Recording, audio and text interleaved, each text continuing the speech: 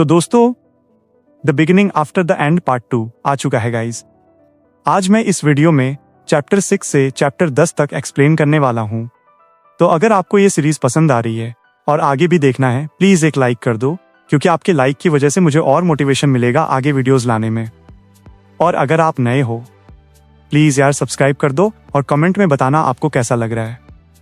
पिछले एपिसोड में हमने देखा था किंग ग्रे, जो कि एक राजा था, वो एक दिन अचानक मर जाता है और दूसरे किसी दुनिया में पैदा होता है जहाँ पे मैजिक था, सब कुछ था। और वो उस दुनिया के बारे में धीरे धीरे सीखने लगता है, बुक पढ़ने लगता है। और बहुत ही छोटे एज में, यानी सिर्फ 4 साल के एज में ही वो अपना माना कंट्रोल कर पाता है और मैजिक सीख जाता है, जो देख के उसके पिता उसे दूसरे शहर किसी और मास्टर के पास भेजना चाहते थे। अब आगे एपिसोड के शुरू में हम देखते हैं आर्ट के पापा और मम्मी के बीच बहुत खतरनाक झगड़ा हो रहा है। उन्हें उसे बाहर भेजना चाहिए कि नहीं। आर्ट के पिता कहते हैं उसे भेजना ही होगा, वो इतना जीनियस होगा, ये आखिर किसे पता था। पर उसकी मॉम भेजने के लिए तैयार ही नहीं है। ये लोग झगड़ रहे थे और आर्ट उनको ऐसे देख रहा था। पर तभी दोनों एक साथ उससे पूछते हैं कि उसे क्या करना है, क्या उसे एक रियल टीचर चाहिए, यानी उसे जाना है कि नहीं। ये सुनकर वो सोचता है, रुको, क्या वो लोग मुझे डिसाइड करने दे रहे हैं? क्या ये एक 4 साल के बच्चे के लिए कुछ ज्यादा नहीं हो रहा है? और तभी वो कहता है, क्या मम्मी और डैडी मेरे साथ नहीं चल सकते? ये सुनते ही वो दोनों स्माइल करते हैं और हंसने लगते हैं कि ये उनके दिमाग में आया ही नहीं था। और अब वो लोग डिसाइड करते हैं कि वो लोग जायरस सिटी में जाएंगे और अब वहां पे जाने के लिए वो 3 वीक जर्नी के लिए प्रिपेयर होते हैं। सीन शिफ्ट होता है, हम आर्ट को बुक पढ़ते हुए देखते हैं। उसके मॉम उसके पास आती है और कहती है, मिस्टर, तुम्हें बेट पर जाना चाहिए, याद तो है ना? और वैसे भी कल हमें जल्दी जल्दी निकलना है। यह सुनकर वो कहता है, क्या माँ, कल ही? वो कहती है, हाँ बेटा, मुझे पता है इतनी रश तुम्हें भी पसंद नहीं है, पर क्या कर सकते हैं। तुम्हारी डैड की फ्रेंड्स द ट्विन हर्न्स कल ही जैर सिटी के लिए निकल रहे हैं, तो उन्होंने ही कहा कि हम लोगों को वो साथ में ले जाएंगे। और ये सब कह के वो उसे सोने के लिए कह के चली जाती है। मॉम के जाने के बाद आर्ट अपने जर्नी के बारे में सोचने लगता है और ट्विन हॉर्न्स यानी उसके पिता के दोस्तों के बारे में सोचने लगता है। जैसे कि उसने सुना था पार्टी के अंदर 2 कंजूरर्स और 3 ऑगमेंटर्स हैं। उसे लगता है कि उनसे काफी मदद मिल सकता है अगर रास्ते में कुछ भी प्रॉब्लम्स होंगे तो। और वो भी इस छोटे से शांत जगह से दूर कहीं जा पाएगा और इस दुनिया को एक्सप्लोर कर पाएगा। सीन शिफ्ट होता है, अगले दिन सुबह देखते हैं वो लोग निकल चुके हैं और कुछ ही देर बाद उनके सामने रे के दोस्त आते हैं। रे सबसे मिलता है और उसके बाद अपने बेटे से भी मिलाता है। आर्ट भी सबको बहुत अच्छे से ग्रीट करता है, पर ये सुनते ही एक बंदा उसके पास आता है और कहता है, रे, तुम श्योर हो ना ये तुम्हारा ही बच्चा है? वैसे तुम अपने डैड की तरह बिल्कुल नहीं हो। इसका नाम है एडम, एक ऑगमेंट है, स्पेशलिटी स्पीयर। तभी एक दूसरी बंदी उसे खींच के हक कर लेती है और कहती है, देखो तो, ये बिल्कुल अपनी माँ के ऊपर गया है। इसका नाम है एंजेला, एक कंजूर, स्पेशलिटी विन मैजिक। और तभी डॉन वकर नाम का एक बहुत बड़ा सा बंदा उसे उठा लेता है और उसे नीचे रखते हुए उसे शाबाशी देता है। तभी वहां पे और एक लेडी थी जैस्मिन नाम का, वो उसे देख के नॉट करती है और बाहर से निकल जाती है। तभी पीछे से और एक बंदी आती है और कहती है, नाइस टू मीट यू अर्थर, मैं हूं हेलेन, उसके बारे में तुम परवाह मत करो यार, वो ऐसी ही है। अब सबके आपस में परिचय होने के बाद वो लोग जर्नी शुरू करते हैं। आर्ट पीछे देखते हुए सोचता है, फाइनली जर्नी शुरू होता है। अब कुछ देर बाद शाम होता है। रात होने के बाद हम देखते हैं रे और बाकी सारे दोस्त मिलके कुछ वफ्स की शिकार करते हैं और बई पे सब उनको पका के खाने लगते हैं। भाई पार्ट को देखते हैं, वो बोर हो रहा था। तभी हेलेन उससे पूछती है, अरे आर्ट, क्या हुआ तुम्हें? क्या तुम बोर हो रहे हो? वैसे तुम्हारे पापा तुम्हारे बारे में हमेशा बात किया करते हैं, क्या तुम सच में 1 साल पहले अवेकन हो चुके थे? दूसरी तरफ से ये एडम सुनता है, वो तभी उठता है और रे को कहता है, हे रे, वैसे मुझे थोड़ा सा स्ट्रेचिंग करना है, क्या कहते हो मैं तुम्हारे बेटे के साथ थोड़ा सा स्ट्रेचिंग कर लूं? आर्ट दूसरी तरफ ये सुनता है और सोचता है, क्यों ना खुद ही स्ट्रेच कर लो तुम।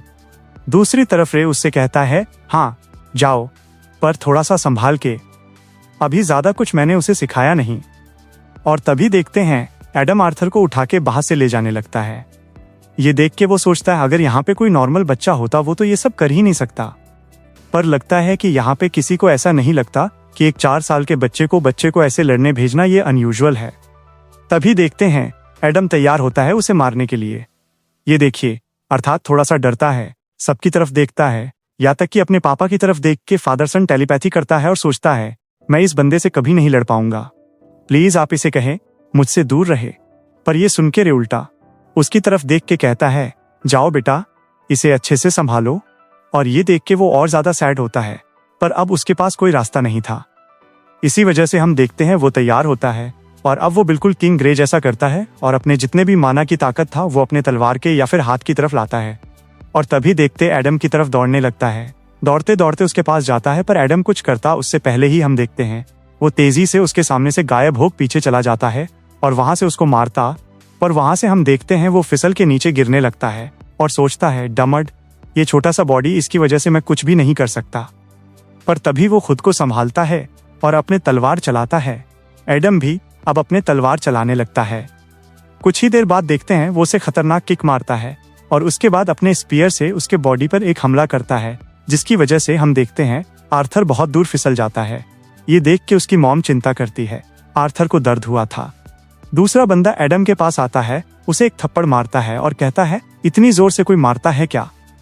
पर एडम अब रे की तरफ देखते हुए कहता है तुमने क्या कहा था? तुमने इसे वाइट नहीं सिखाया। हाँ, तो फिर ये ऐसा कुछ कैसे कर सकता है? रे कहता है वैसे मैंने इससे ऐसा कुछ सिखाया नहीं था।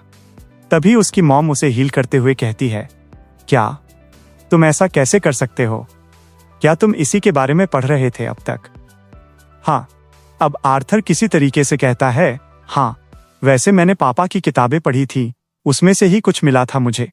अब ये बात किसी को समझ नहीं आता और तभी सब उसके पास आते हैं और सब उससे ये सब कुछ सीखना चाहते हैं।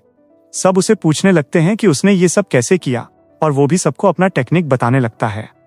और हम देखते हैं हेलेन ऐसा करने की कोशिश भी करती है और तभी पेड़ पे जाके टकरा जाती है। सीन शिफ्ट होता है, आर्थर नरेट करता है ऐसे ही कुछ दिन गुजरते गए। हम लोग जायरस सिटी की तरफ जा रहे थे और इसी समय के बीच मेरा बर्थडे वो भी पास हो चुका था। उन सबको हम नहाते हुए देखते हैं। एडम नहा रहा था, दूसरा बंदा उसे देख के हंसता है, पर पीछे से रे और हेलन वो दोनों उसे धक्का देते हैं और उसी के ऊपर जंप करता है। और तभी आर्थर नरेट करता है एडम, हेलन और मेरे पापा इनके साथ ट्रेनिंग थोड़ा सा प्रोग्रेस तो कर रहा है, पर मैं बहुत ज्यादा सरप्राइज हूँ क्योंकि जैस्मिन ने मेरा टेक्निक बहुत जल्दी सीख लिया था। हम उन सबको बहुत मजे करते हुए देखते हैं। ये सब देखते हुए आर्थर नरेट करता है मुझे अभी भी अमेजमेंट होता है कैसे जैस्मिन इतना सब कुछ इतनी जल्दी सीख सकती है। अब देखते हैं नहाने के बाद सब लोग तैयार होते हैं वापस जाने के लिए और कुछ ही देर बाद वो लोग अपना जर्नी चालू करते हैं। बहुत दूर जर्नी करने के बाद हम देखते हैं एडम अब आर्थर को उसके पापा के बारे में बताने लगता है कि उसके पापा की वजह से कभी कभी कितने ज्यादा मुश्किलें उनको आई थी। पर ऊपर से तभी हेलन भी उसके बारे में कुछ कहने लगती, पर उसे रोकते हुए वो कहता है ओ ज्यादा कुछ नहीं और ये सब बोलने की अभी जरूरत भी नहीं है। अर्थात तभी अपनी मॉम को देख के कहता है मॉम अब ठीक है ना? वो हंसते हुए कहती है कुछ थकी हुई हूँ बेटा, मैं ठीक हो जाऊंगी। ये सुन के अर्थर शांत होके तभी अपनी किताब पढ़ने लगता है, पर तभी उसे अजीब लगता है। वो दूसरी तरफ देखता है। हम देखते हैं जस्मिन एक जगह से उसे देखते हुए कहती है मुझे और सिखाओ मुझे, पर वो उसके ऊपर ध्यान नहीं देता। पर तभी वहां पे जोर से साउंड होता है, उनका गाड़ी शेक करने लगता है, किसी को कुछ भी समझ नहीं आता। तभी हेलन चिल्लाते हुए कहती है बैंडिट्स, फाइट करने के लिए तैयार हो जाओ। तभी उनमें से एक बंदी विंड मैजिक चालू करती है और वहां पे हम देखते हैं कोई तीर मारने लगता है, पर उनके गाड़ियों के चारों तरफ अब हवा बहने लगते हैं, जिसके की वजह से वो सारे तीर उड़ के कहीं और जाने लगता है। अब एक एक करके सब अपने पावर का इस्तेमाल करने लगता है, जैसे कि एडम, रे, हेलन, सबको हम देखते हैं हेलन के ऊपर कुछ तीर अके लगा भी था, पर उसे ज्यादा कुछ नहीं हुआ था। आर्थर तभी सामने देखता है, डर जाता है और सोचता है डैम इट, हम कंप्लीट सराउंडेड हो चुके हैं। ऊपर हम कई सारे लोगों को देखते हैं जो कि उनको निशाने पे रखा हुआ है। तभी वहां पे एक बंदा आता है और कहता है प्रेटी गुड कैच बॉयज, सिर्फ औरतों और बच्चों को जिंदा सड़ना और औरतों और बच्चों के ऊपर कोई स्क्रैच भी नहीं आना चाहिए। तुम्हें पता तो है ना, डैमेज गुड्स उनके वजह से बहुत कम पैसे मिलते हैं। तभी भाप हम एक खतरनाक बंदे को देखते हैं जो अपने एक्स के साथ भाप आके खड़ा होता है। अब आर्थर सोचता है मैं ऑलमोस्ट भूल चुका था, हर एक दुनिया में इसके जैसा भद्दा एक बंदा जरूर होता है। क्या कहा था इसने? Damage goods. उसे हम बहुत गुस्से में देखते हैं। वो अपना तलवार निकालने वाला था, पर तभी ऊ की मम्मी देखती है, उसे हक कर लेती है और कहती है, बेटा चिंता मत करो बेटा, मैं यहीं पे हूँ। आर्थर तो बहुत गुस्से में था, पर अपनी मॉम की वजह से वो वहीं पे शांत हो जाता है। दूसरी तरफ अब हम सबको फाइट करते हुए देखते हैं। ऊपर से अभी भी वो लोग तीर मारे जा रहे हैं। डर्डल सबको एक साथ होने के लिए कहता है और तभी देखते हैं वहां पे अपना अर्थ मैजिक करता है, यानी अर्थ वर्ल्ड क्रिएट करता है, जिसकी वजह से ऊपर से आने वाले बहुत सारे तीर वहीं पे रुक जाते हैं। पर तभी भी एक दो तीर आर्थर और उसकी मम की तरफ आ रहे थे। तभी एंजेला अपना विंड मैजिक यूज करके उनको बचा लेती है। अब देखते हैं बहुत सारे डाकू एक साथ नीचे उतरने लगते हैं और दूसरी तरफ से ऊपर से अभी भी सारे लोग नीचे तीर मारे जा रहे हैं। तभी रे को देखते हैं, एक बंदे को वो जोरदार पंच मारता है और वहीं पे जमीन पर ही देता है। और दूसरी तरफ पीछे देखते हुए जितने भी सारे डाकू बापे थे, उन सबको एक ही बार में धूल चटा देता है। पर तभी उसके पीछे से एक बंदर उसे तलवार मारने आता, पर हेलन वहीं पे उसके ऊपर एक तीर मारती है और उसे बचा लेती है। ये देख के रे उसकी तरफ देख के स्माइल करता है। दूसरी तरफ हम जस्मिन को भी फाइट करते हुए देखते हैं। वो भी एक एक को मारने लगती है और एडम को। वो भी अपने स्पीयर से उन सब के ऊपर हमला करता है और सबको बुरी तरीके से मारने लगता है। यहाँ तक कि सबको जैस्मिन एक एक करके सबको मारते हुए जा रही थी। पर तभी उसके सामने एक बंदा आता है जिसके पास चाबुक था। वो चाबुक से बहुत खतरनाक तरीके से मारने लगता है और जैस्मिन को उल्टा सीधा बात कहने लगता है कि वो उसे कैसे रखेगा और हिलने के लिए मना करता है। पर जैस्मिन उसके हर एक मुख से अपने आप को बचा लेती है। पर हम तब भी देखते हैं उसकी गाल पे और छाती पे कुछ चोट आते हैं। आर्थर यह देखता है, उसको मदद करने के बारे में सोचता है। पर तभी वो लोग जहाँ पे थे उस गाड़ी में जोरदार एक क्रैश होता है। हम देखते हैं रे, उसकी हालत बहुत खराब है, उसके मुंह से खून निकल रहा है। और अब उन लोगों के सामने मेन लीडर को देखते हैं। आर्थर कहता है, मॉम आपको डैड को हील करना चाहिए। पर वो कांपने लगती है। वो सोचता है, क्या मॉम के साथ कुछ गड़बड़ है? हम एलिस को देखते हैं, वो हेसिटेट कर रही थी। रे कहता है, आर्ट तुम लोग यहाँ पे रहोगे तो मुझे तुम लोगों को प्रोटेक्ट करने के बारे में सोचना होगा, और इसी वजह से तुम अपने मॉम को लो और यहाँ से फिर से नीचे की तरफ चले जाओ। पर आर्थर सुनता नहीं और कहता है, नहीं बाबा, मैं मदद कर सकता हूँ, मैं यहीं पर रहूंगा, मैं आप सबको यहाँ पे छोड़ के बिल्कुल नहीं जाऊंगा। वो ये सुन के स्माइल करता है और कहता है, अच्छे से मेरी बात सुनो आर्थर, मुझे पता है तुम फाइट कर सकते हो और इसी वजह से मैं तुम्हारे हाथों में तुम्हारे मॉम को छोड़ रहा हूँ। अब अपने पापा की बात सुन के आर्थर बहुत शौक में था और फास्ट में बिताए हुए मॉम के साथ बहुत सारे बातें सोचता है। जब उसको लग रहा था कि उसकी मॉम कुछ अजीब बिहेव कर रही थी और सोचता है, क्या मॉम प्रेग्नेंट है? रे कहता है, मैं ये तुम्हें जायर सिटी में पहुंचने के बाद बताने वाला था बेटा, पर अब हमारे पास कोई रास्ता नहीं था। और आर्थर ये सुनते ही कहता है, पापा आपको चिंता करने की जरूरत नहीं है, मैं मॉम को बचा लूंगा, मैं प्रॉमिस करता हूँ। एलिस रे को हील करने लगती है। रे कहता है, 8 तैयार हो जाओ। उनके पास वैसे 4 मेजेस है।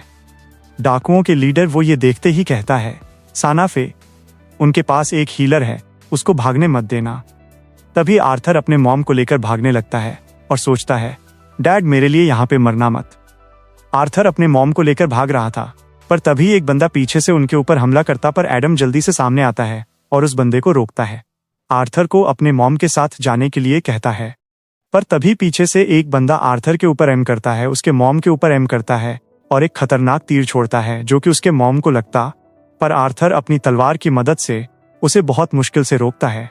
पर उसकी तलवार वो तो लकड़ी की बनी हुई थी, जिसकी वजह से हम देखते हैं वो तलवार वहीं पे टूट जाता है।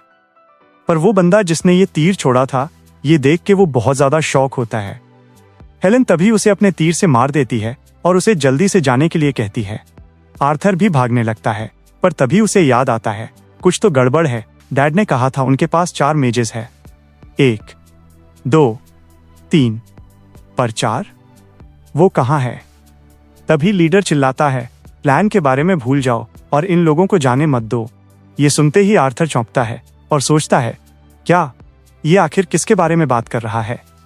पर तभी देखते हैं एक बंदा अपना मैजिक चालू करता है। वो उनके ऊपर हमला करने के लिए तैयार था और आर्थर ये देखते ही सोचता है, नहीं, मैं अपनी माना यूज करके इसे डॉस करने के बारे में सोच तो सकता हूँ, पर मॉम इतना फास्ट नहीं होंगी, वो बच नहीं पाएंगी। Damn it. तभी देखते हैं वो बंदा हमला करता है। आर्थर को देखते हैं। वो सोचता है, सॉरी मॉम, पर मुझे ये करना ही था, और तभी अपने मॉम को जोर से धक्का देती है और वो अटैक उसके ऊपर लगने ही वाला था।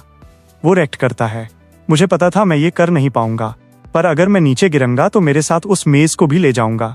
और तभी अपने माना से एक तलवार उस मैजिक पावर के बीच में से मेज के पैर पे मारता है और माना स्ट्रिंग से उसे जकड़ लेता है। हम देखते हैं वो नीचे गिरने लगता है, पर उसके साथ साथ वो मेज भी नीचे गिरने लगता है। वो सोचता है, होप करता हूँ ये माना स्ट्रिंग ये काम करेगा।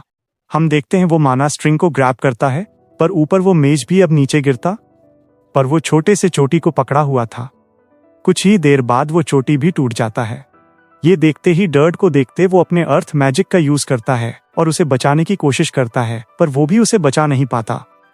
आर्थर को हम नीचे गिरते हुए देखते हैं। उसकी आंखों में आंसू था। वो सोचता है, हाँ, देख के लगता है कि सब कोई ठीक होंगे। डट, मैं हमेशा से एक बड़े भाई बनना चाहता था। वह रोने लगता है। अब क्या होगा? क्या आर्थर बच पाएगा? और अगर बचेगा तो वो अभी एक बच्चा है इस क्रूल दुनिया में, वो कैसे सरवाइव करेगा? अगर सब कुछ देखना है जल्दी से लाइक करो और कमेंट में जरूर बताना आपको ये एपिसोड कैसा लगा, और सब्सक्राइब करना। Thank you so much. Stay tuned.